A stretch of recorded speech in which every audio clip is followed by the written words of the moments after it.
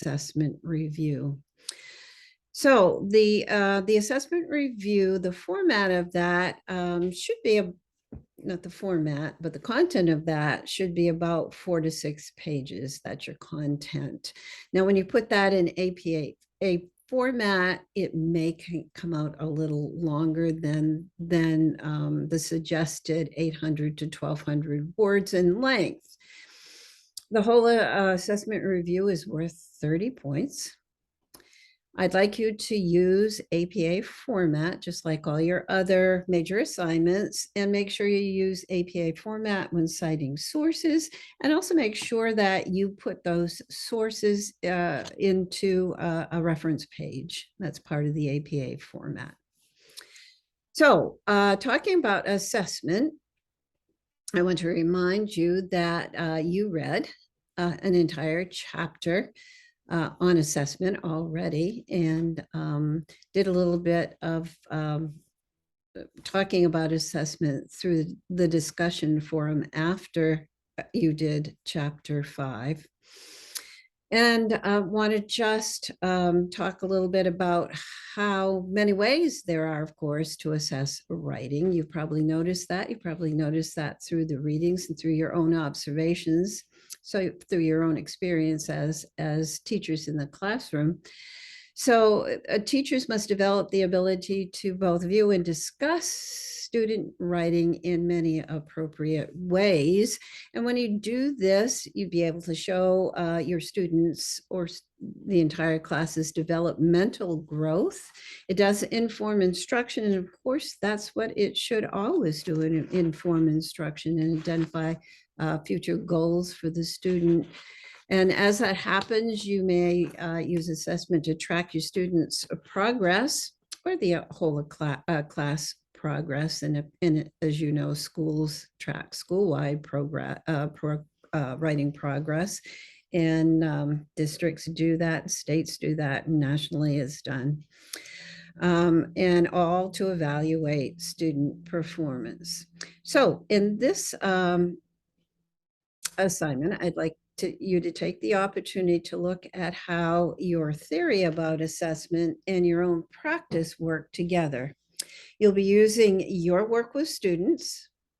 Now, you may not have students right now in the classroom. A lot of you do, but you may not. So you can use information from observations.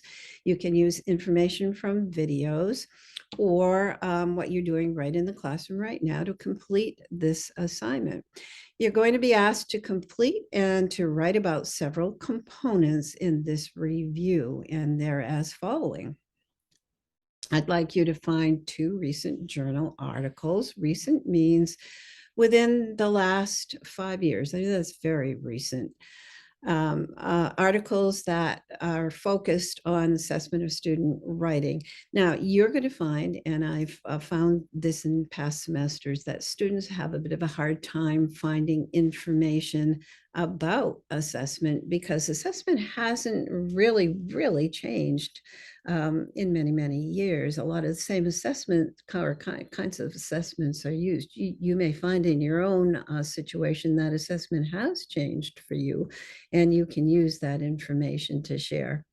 So what I'm going to ask you to do is read about some current theory and practice in the assessment of student writing. I'd like you to review the literature and outline 2 forms of writing assessment. Here are some guidelines to use. You don't need to answer all of these. These are guidelines, suggestions for your review. You can talk about the strengths and weakness of each form of assessment. In what type of situation is the assessment used? What is the grade level that it's focused for? What is the ability level? What is it best used for? For instance, is it formative? Is it used in like every day for a writing assessment? Or is it a more formative kind of assessment that's used pre writing and then post writing, or pre, middle, and post writing? Those kinds of things. here is a caution: avoid articles that are full of quantitative data. They're not going to provide a lot of helpful information. Qualitative stuff is what's most important. So taking a look then at B, and try to see if we can get this so I can see it and you can see it. What I'd like to do is include in your review your experiences with the two types of assessments that you've researched. If you do not have the opportunity to observe or practice any forms in your review, then what you can do is you can use your past experiences, of course. You can even use your own experiences that you had, if you can remember them, like in high school, in middle school, or in elementary school, if you can. But if you can't do any of those, then interview an educator and include the educator's view on those two types of assessments, if you have access to an educator. The C part then is to provide examples, include anecdotal or actually original samples from your experience with students. So if you've been in the classroom or you are in the classroom, you can probably easily do that. I don't want you to put anything in this paper that is confidential. Please don't identify any students. They can be student A, B, or C, or however you wish to identify them, but you don't need to show anything that shouldn't be out there with students' names on or student information. Anyway, so some examples that you can show or you can tell about that shows each of the two forms of assessments that you've chosen. And then B would be reflecting. So you've read about the assessments, you've observed the assessments, you've talked to others about the assessments. I'd like you to reflect on your thoughts then. And here are some guidelines to use when you do the reflecting.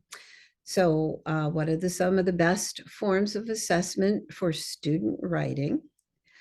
Why would you choose these forms, and what would they communicate to you and to your students? How would you best share the results with students and parents? Do you feel that it would be manageable for you to assess students in this way? I mean, you can read about some assessments, especially some new assessment forms that are completely unmanageable. So if you find one of those, tell how it would be manageable or not manageable for you. How would you structure it into your writing program? If it's new, how would you put it in there? So I know there are lots of things to think about. Think about things in general. You don't need to dive into each minute detail. Just give a general sense of your thoughts and show what you've gained from doing this research and work. Now, the next is I've given you some assessment practices, and there are many others, and others that you know of or of which you've researched are welcome for you to add.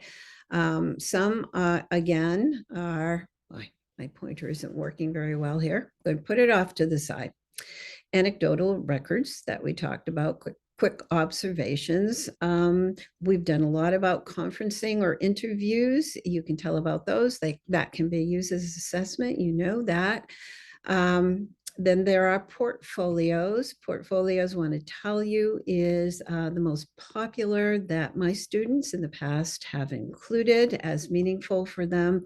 And I know I know that portfolio assessment is, it's out there. People use it all the time. I'd like you to look beyond portfolios. You could use this as one of your choices, but look beyond. Look at something that you have thought about using as an assessment, or something that's out there that you don't know much about and you'd like to learn something more about. Checklists is another one, a good way to determine that your students have met criteria. And then there are holistic scoring guides based on overall impression and effectiveness of writing. The holistics aren't used so much in school districts anymore, but they are in some of them.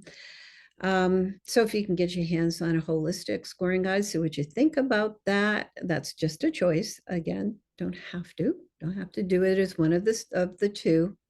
And then, of course, rubrics. And we've been working with rubrics all semester. And I know a lot of you in the classroom use rubrics with your students. So rubrics could be one of those choices too. So next, I've given you some ways or places to do some research. As I said in the past, my students have noted that it's been really difficult for them to find a lot of recent research on assessment. Maybe this semester you'll find more, hope so. So if you're having issues finding journal articles, in addition to the sites that I'm giving you, the following sites that I'm giving you, I'm going to suggest that you may want to check out the UMA library for articles, and also the valuable sites that we've talked a lot about this semester would be readingrockets.org. Go into that and you can look at the articles or look at the indexes or the references from the articles, and that could lead you to some good research. And don't forget that you can also use adlit.org, which is for grade 5 up through second, well, up to high school level.